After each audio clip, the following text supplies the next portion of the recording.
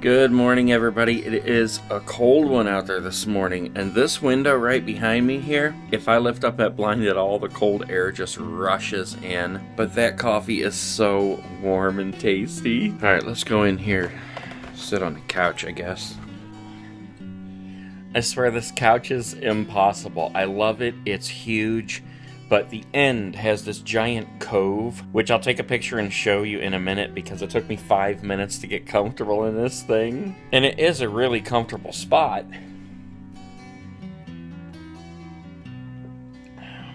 It's at the end of the couch here, and it's kind of like a crooked little nook. It's strange. It's really comfy when you're sitting in it, but it's next to impossible to get in and even harder to get out. Same with the other corner. It's such a big, fluffy, puffy couch that you just sink down into that it's near impossible to get out. When my parents come over, my dad sits in that corner over there for us to watch Oak Island, and I always make popcorn when they're here, and I always have to run and get him refills of popcorn because you just can't get in and out of that corner. It's impossible. But you know what else is funny? As I sit here, I'm looking at my family tree here on the wall that I built.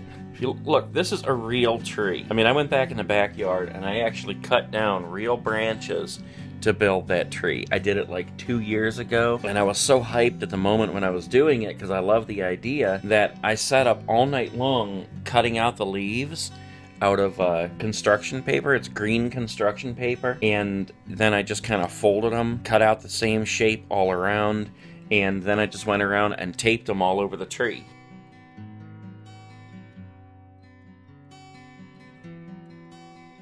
You can even see I have some birds. Let's see. There's a bird up there, and there's some more up there, and then there's like a squirrel or another bird over top one of my signs at the top of the door over there. But the funny thing is, I never finished it. I was so psyched. I built the entire tree. I went out there and scrounged around till I found just the right branches. I cut all of those birds and all the leaves out, stuck them all over, and it was looking so awesome. And then I went out the next day and I bought all the picture frames, and I have like the ones that are up here and then a whole bunch other ones that go in the blank spots, and I never put them up. Reason being because I have to either go to Walmart and print out pictures of my whole family, or I have to print them on my my printer, and it takes a lot of ink. So I'm probably just going to go to Walmart and do it. But, I mean, how funny that I should start that and it sits here for 2 years undone. It's not like me to start something and let it sit that long. When I start something, I want it to be done now, and I usually just push straight through until it is done. So yeah, as soon as I finish that tree, I'll have to show you the whole thing finished, because it will be really cool. So at the time you're watching right now, I had originally planned to do a live broadcast of the morning show because I was supposed to take my son to the airport. His flight leaves at like, I don't know, 4:50 in the morning or something. And I was going to have to drive down to his house, pick him up, bring him all the way out to the Akron airport, and see him off. So I had just planned on going live at 2 a.m. and doing a little broadcast like that just for the fun of it. And I know there are a handful of loyal viewers who watch at 2 a.m. on a dot when I post, and I love that. That's awesome.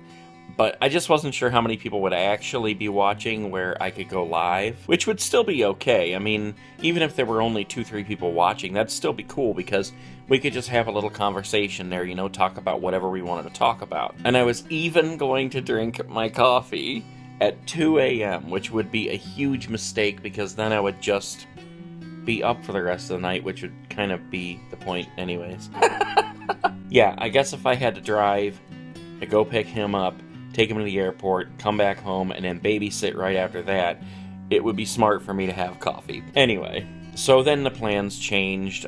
My dad ended up saying he would do it because the time changed that I had to babysit, and I now had to babysit early in the morning. The live show will have to wait till another time, But I think what I will do is I will post on the Facebook page when I'm going to do the live show, just in case anybody is interested in staying up until 2 a.m. so that they can join in the conversation while it happens. And for those of you who don't know, the Facebook page is called That Nate Guys and Gals. Just go on there and send me a request and I will accept you into the group. 151 people in there right now or something.